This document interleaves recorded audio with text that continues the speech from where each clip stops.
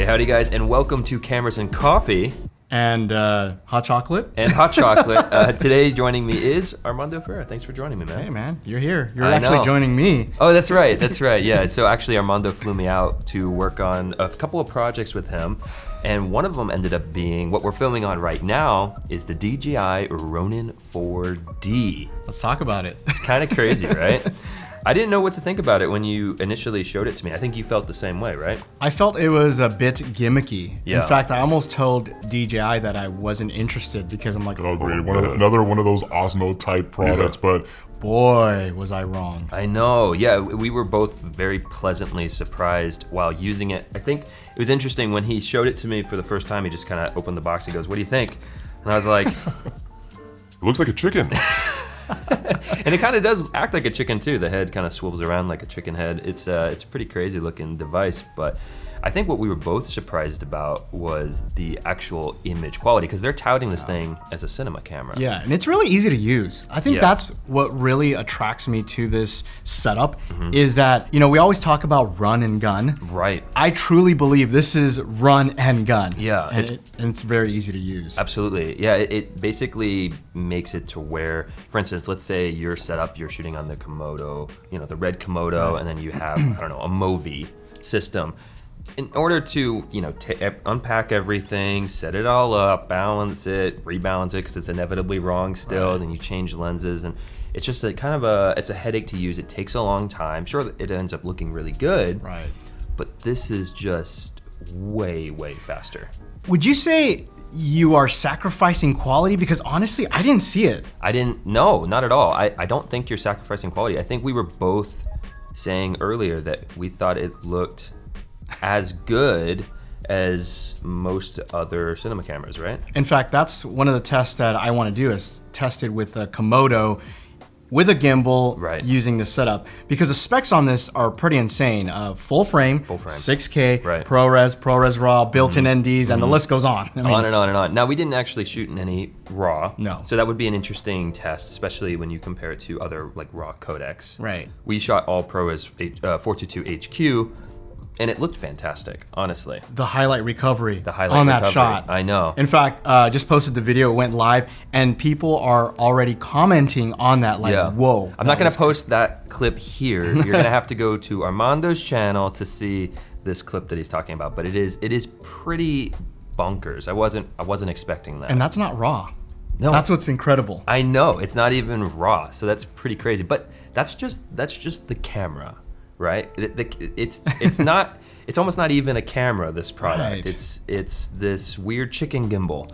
You know. So talk to me about your experience using it as a gimbal. Was it easy to set up? Was it easy to use? How intuitive is it? What would you like to see? So I personally like the setup in regards to like how easy it is. Like, I hate gimbals. That's one of the reasons I don't like to use gimbals, is because I stray away from the whole setup time. It's like, oh great, I have to set it up. And then oftentimes, you know this, it starts to vibrate. Yep. Now, even with this, we were still learning it. Right. We didn't quite set it up, but it still worked, even though technically it wasn't balanced correctly. Correct. And I like that. I like that even though I'm not perfect, it still works, which is cool. The only drawback I see with this setup is the lens options. Like, it has an interchangeable lens mount, which is great, because as of filming this, you can go to E mount, and then of course you can go from an E mount to an EF mount, which we did. Yeah. We used the Carl Zeiss. What do they planar lenses? Beautiful. Those are my favorite. Dave, you made a mistake. Yes. Dave, if you're watching this, don't tell him. You made a mistake. Those lenses are great. I told you, every time I use them, I'm like, why don't I use these more often? I wish you wouldn't, because then you'd forget about how much you like it, and then I'd be like, hey, do you still want this? And then I could buy them from you. But, I'm not selling. I know. But yeah, so there are some good lens variety that you can do. I'm concerned more once you start to mount heavier lenses. That's it. Because the neck of it doesn't exactly look crazy strong. Like it's proven that it is capable, for sure, like as we've seen in different footage and testing it out with cam. But like you slap an Otis lens on there, or anything PL, or anything PL, and I just wonder, is it going to start to fall apart? I don't know. We haven't tested that. No, That'd be interesting. We didn't test it, but I think what's interesting is this is one of those, almost like those secret camera, not a secret camera. It's like a. Okay. Hold on. I have to probably do a cut there. Sorry. It's okay. No, we don't do cuts here. Oh damn it! Well then that's it. We this isn't my world. This is Connor's world. This is my world now. No. It's just one of those like secret hidden gems, kind of like one of those items that you whip out when you need it. For example, if you need that specialty shot, right? This is the setup that I would use. Yeah, Cam also brought up that this could be like a really, really great crash cam. You know, like if you're shooting on, you know, an Alexa as like your main setup, and you obviously don't want to crash that, but this looks pretty dang good and it's stabilized. You could slap this thing in a car, $7 grand down the drain in a Hollywood production is no big deal. I feel like that's, you know, doing disservice to the camera. Like, I feel like every time, like, it's a crash cam, that means it's not worthy to being like a cam. Well, I think you always got to consider it next to what you're talking about. So if you're talking about on a Hollywood set and you got an Arri Alexa and then you got this, they're gonna hold it in a different esteem. Now that being said, I still think the footage out of this looks unbelievably good. And that's the thing. I am a true believer that if you put this up with a red Komodo side by side, you would. I'm just guessing here. I don't think you would be able to tell the difference. You know, that's gonna be really interesting when either you or Cam make that video. Right. I don't know who's making that one, but someone is. And this is full frame. Komodo is Super 35. Also, this has built-in ND filters. The red Komodo does not. Yeah, we didn't even talk about that. Yeah, built-in ND. This thing, it's well thought out. Yeah. It's very, very well. Show them this. Speaking of well thought out, I think this could be the ultimate ballin' solo YouTuber setup, man. Yeah. I mean, we set everything up. I can adjust things like the focus. So look, we're gonna go out of focus. Whoa, and then we're gonna go back into focus. That's pretty cool, right? Now what's cool is like if you see the handles here, these handles actually come out. In fact, I don't know if you want to take it out. Nah, I'm not gonna bother with it. But if you take these handles out and then it goes onto this camera setup, and this works seamlessly. Normally you would need a Teradek setup, which means you have to mount more stuff to the camera. Everything gets heavier. This thing's actually not that heavy. It's not. I don't know how much it weighs. It looks heavier than what it is. Yeah, in fact, when you handed it to me, with I say fully rigged, there was nothing really to rig.